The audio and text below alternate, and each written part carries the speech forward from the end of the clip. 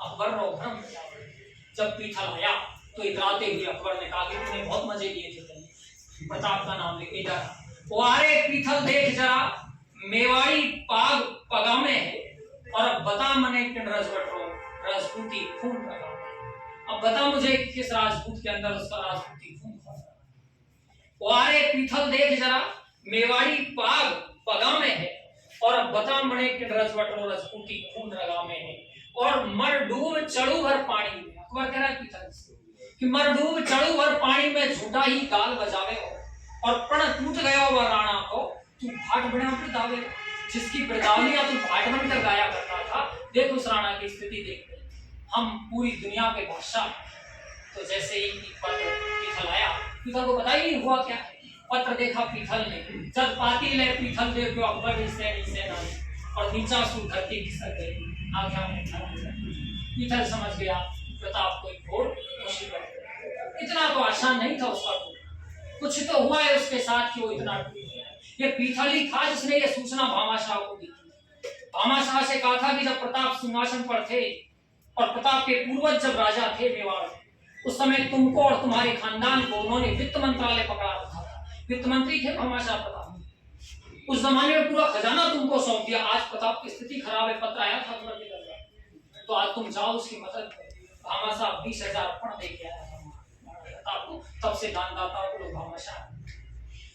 तो हुआ यूं कि जब देख लिया उसने पीथल ने कि हाँ प्रताप मुसीबत में, प्रताप ने भेजा है। लेकिन ये पीथल कवि था, पहले कह रहा कवि था, और जहां ना पहुंचे रवि वहां पहुंचे। अब ये कवि है, अब समझ देख रहा कि आने वाली संततियां, आने वाला इतिहास जब हमारे बारे में अध्ययन करेगा, तब वो पढ़ेगा कि एक शेर था राजस्थान में, राजपूताने, जो कभी नहीं झुका अकबर के सामने। लेकिन एक दिन वो अपने बच्चे की हालत देखकर टूट गया। तब कोई नहीं था दूसरा जो उसके कंधे पर हाथ रखकर कह दे कि मैं हूं ना, कोई नहीं था। अब पीथल को याद आया, वो खाली जगह में बढ़ गया। तब लोग मुझे पढ़ेंगे, लोग मेरे बारे में कहेंगे कि है एक और शेर था, एक बीकानेर का था पृथ्वीराज राठौर, जिसने टूटे हुए महाराणा प्रताप को दोबारा कॉन्फिडेंस दिया। उसने कहा कि नहीं, टूटना नहीं है, तू इतना कमजोर नहीं है जितना तू खुद को समझ। अब पीथल ने अपनी स्थिति देख ली कि आने वाली संततियां मेरा नाम इतिहास में गर्व के साथ ले। अब पीथल बात को घुमा, खुद तो समझ गया, खुद तो समझ गया। जब बाती ले पीथल देखो अकबरी सैनी सेनानी और नीचा सु धरती खिसक गई। आशा में भरायो पानी पर भेर कही तत्काल संभल, आप बात सफाई छूटी है और राणारी पाग सदा ऊंची, राणारी आन टूटी। हो ही नहीं सकता कि प्रताप ने, राइटिंग ही नहीं प्रताप की बचपन से दोस्तों, झूठा है पत्र, झूठा है प्रताप। किसी और ने प्रताप को बदनाम करने की साजिश रची है। ये पत्र प्रताप ने भेजा ही नहीं। अकबर ने कहा मैं कह रहा हूँ ना भेजा, बोले मैं कह रहा हूँ नहीं भेजा। मैं बचपन से जानता हूँ, राइटिंग नहीं उसकी, भेजा ही नहीं उसने। बोले यार भेजा, बोले नहीं, तो बीरबल आया, बोले चुप चुप लड़को। एक काम करो, एक रेस्पॉन्स लेटर लिखो, जो मोहर पे एड्रेस है उसी एड्रेस पे पत्र लिखो और कह दो प्रताप से भाई अगर पत्र तूने भेजा है तो तू आजा दरबार में, राज दरबार में सिद्धा कर, हाजिरी के बाद खत्म। बोले हाँ हाँ लिख दो लिख दो। पीथल ने कहा मैं लिखूंगा, मैं पढ़ा लिखा हूँ, कवि हूँ, मैं समझा जानू, मैं लिखता हूँ। बोले हाँ तू लिख दे। पूरा पत्र लिखा फारसी में और कुछ लाइन ऊपर छोड़ दी डिंगल में। उनका बाप नहीं समझे डिंगल, उनको फारसी समझने वाले लोग हमारे राजस्थान के डिंगल कहाँ जाने बेचारे। अब अकबर अनपढ़ आदमी, अब कहा कि ये क्या लिख रहे हो, समझ में नहीं आ रहा है। बोले कुछ नहीं लिख रहे, जानना हमारे यहाँ ऐसा व्यवहार है, जब एक राजा दूसरे के साथ पत्राचार करता है, पत्र व्यवहार करता है, तो संबोधन के लिए कुछ शब्द लिखता है, बस वो है। अब कोई बात नहीं, लिख लिया। और संबोधन के चक्कर में क्या लिख दिया, पत्र के ऊपर डिंगल में लिखा, सिर्फ प्रताप ही पढ़ सकता है क्योंकि राजस्थान की भाषा है। और डिंगल में लिखा कि मैं आज सुनो हूँ नाहरियो शाड़ा रे सागे सोगे, मैं आज सुनो हूँ सूरज रो बादल भी होता। मैंने आज सुना है कि शेर आज के बाद गिदड़ों के साथ सोने लग जाए। मैंने आज सुना है प्रताप कि चमकता दमकता सूर्य बादलों की कोट में छिपने लगे। मैं आज सुनो हूँ नाहरियो शाड़ा रे सागे सोगे, मैं आज सुनो हूँ सूरज रो बादल भी होता। मैं आज सुनो हूँ चातक रो धरती रो पानी पीवे। मैंने आज सुना है कि वो चातक पक्षी जिसको चौंची भगवान ने यूं दी है, जिसकी चौंची जमीन पर पड़े पानी को पीने जैसी बनी ही नहीं, जो केवल वर्षा का पानी पीता है। मैं आज सुनो हूँ चातक रो धरती रो पानी पीवे, वो चातक पक्षी में सुन रहा हूँ आज जमीन का सारा पानी पी जाए।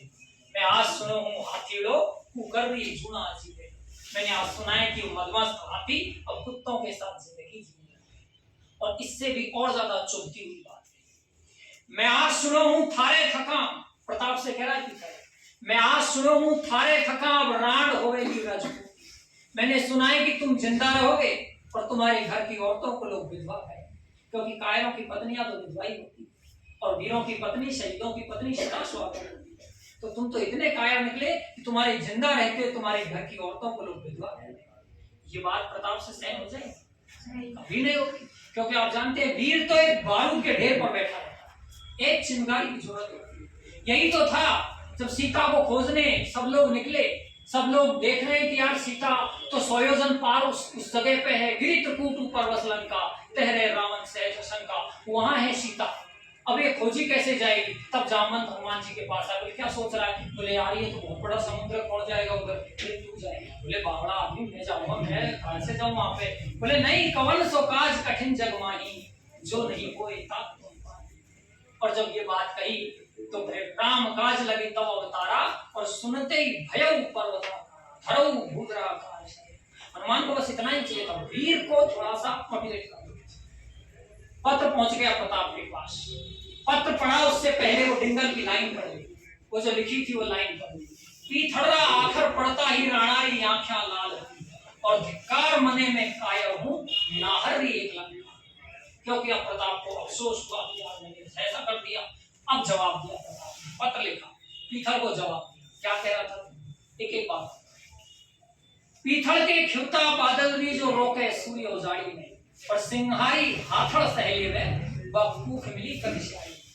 पीथल तू कह रहा था कि वो सूर्य का रास्ता रोक लेंगे, वो वगैरह वगैरह।